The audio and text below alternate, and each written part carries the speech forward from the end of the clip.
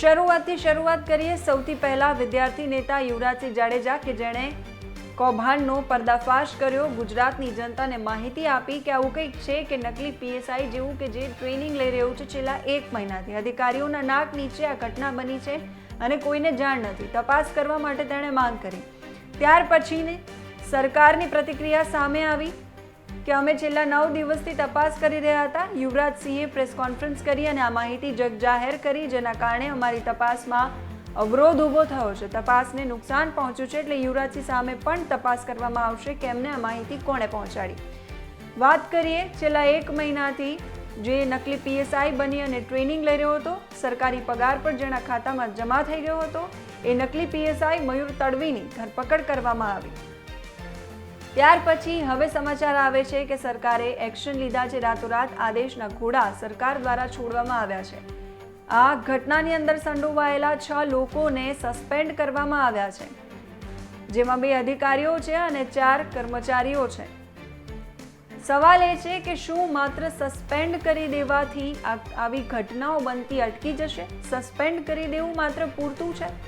તો બીજી તરફ વાત કરીએ મયુર તડવીના પરિવારની, કે જેનો પરિવાર કહી રહ્યો છે કે પૈસા લઈને પીએસઆઈ બનવાની વાત તદ્દન ખોટી છે, કારણ કે અમારી પાસે 40 રૂપિયા આપવાની પણ ત્રેવડ નથી, તો અમે 40 લાખ રૂપિયા ક્યાંથી આપીએ?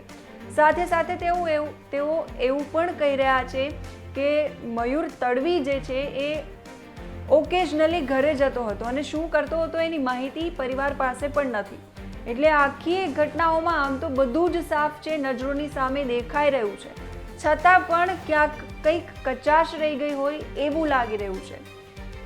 આ ઘટનાની અંદર અનેક પ્રકારના સવાલો સરકારની સામે, પ્રશાસનની સામે, વિદ્યાર્થીઓ જે તૈયારી કરી રહ્યા છે એમાંથી જે આવા મયુર તડવી જેવા વિદ્યાર્થીઓ છે એની સામે પણ સવાલો ઉદ્ભવી રહ્યા છે.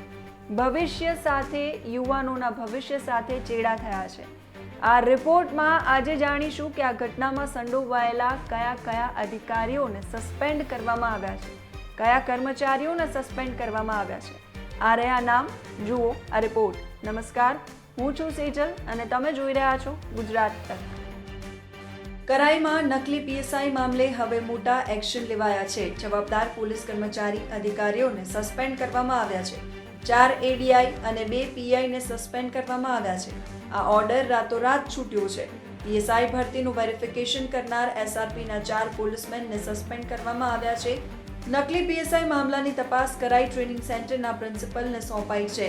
ગુજરાતના આ અતિ ચર્ચાસ્પદ કેસમાં કરાઈ પોલીસ એકેડેમીમાં નકલી પીએસઆઈ બનીને મયુર તડવી નામનો યુવક તાલીમ લેવા પહોંચ્યો હતો, ત્યારે ભાંડો ફૂટતા છેક ગૃહ મંત્રાલય સુધી વાત પહોંચી હતી.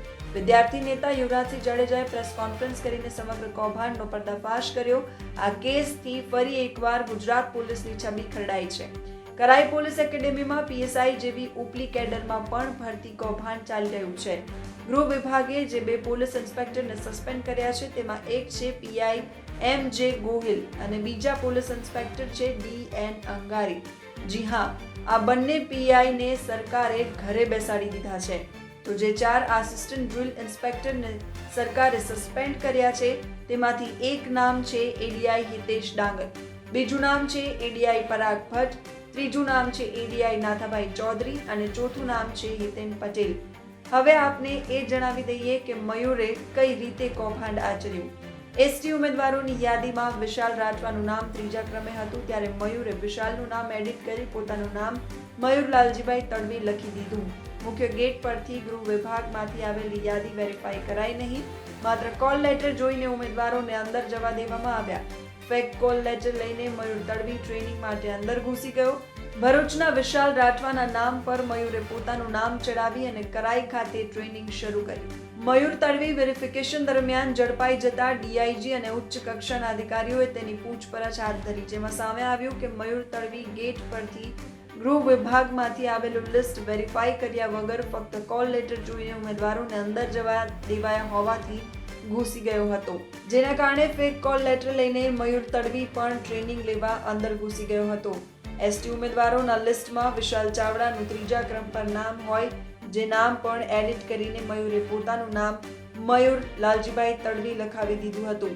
વિશાલના પિતા તેરસિંહભાઈ રાઠવા ભરૂચના એસપી ઓફિસ ખાતે પોલીસ હેડ કોન્સ્ટેબલની ફરજ બજાવે છે. સામાન્ય પરિવારમાંથી આવતા વિશાલના નામે મયુરે કાંડ કરતા સમગ્ર પરિવાર ચિંતામાં મુકાયો છે.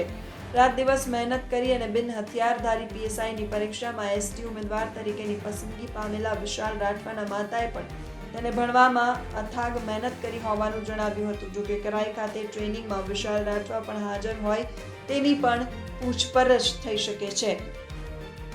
ખેર, સરકાર પાસેથી અમે એટલી જ આશા રાખી રહ્યા છીએ કે આ ઘટનાની અંદર જે કોઈ પણની સંડોવણી છે એ એક એકને પકડવામાં આવે, ચાહે ઉચ્ચ કક્ષાના અધિકારીઓ હોય કે નિમ્ન કક્ષાના કર્મચારીઓ હોય. સરકાર તરફથી કાર્યવાહીમાં કોઈ કસર ન રાખવામાં આવે. અમારા રિપોર્ટમાં અત્યારે બસ આટલું જ. આપને અમારો આ રિપોર્ટ પસંદ આવ્યો હોય તો લાઈક અને શેર કરવાનું ન ભૂલશો. આ સાથે જ ગુજરાતના રાજકારણ અને દેશ દુનિયાની તમામ મહત્વની ખબરોથી માહિતગાર રહેવા માટે આપ જોતા રહો ગુજરાત તક.